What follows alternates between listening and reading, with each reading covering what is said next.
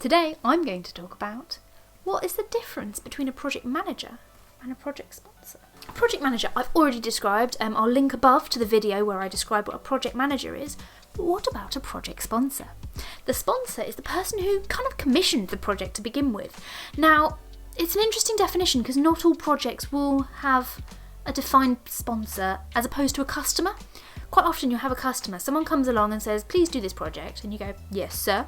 A sponsor kind of is the same, and they may be the same person, but a sponsor, quite often you have an internal sponsor in your company. They're kind of like a governing force. They make sure that the environment around the project is okay. They're very there for sort of top level stakeholders to make sure that, there's resources within the business for your project, make sure you're getting support as a project manager.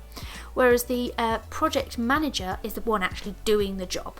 So going back to my definitions of accountable and responsible, project sponsor is not really responsible for that much, but they are accountable for everything. So if I go through the project lifecycle, the initiation of the project, when you have the business case, that is usually written by the project sponsor. They're the person who works out exactly what you want the project to do.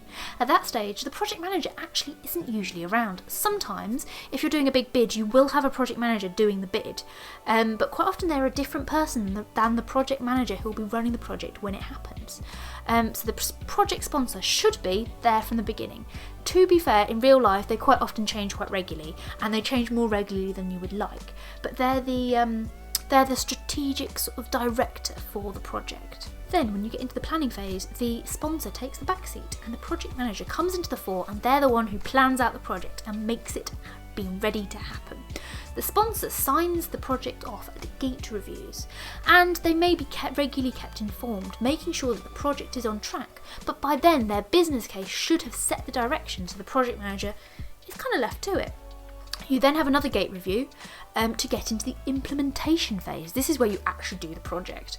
So once you're doing the project, the project manager, the project sponsor may sign off any large changes, small changes which don't really change the substance of the project. The project manager probably deals with below them, but the project sponsor needs to sign off any changes which kind of change the strategy, that change the project, or that are just high cost, things like that. Then you get down to close down. The project sponsor does help close down the project, and you find that the staff on the project start to leave as the project's being closed down, and the project sponsor's there to make sure it's being handed over to the customer, or if they're the customer, they take the project.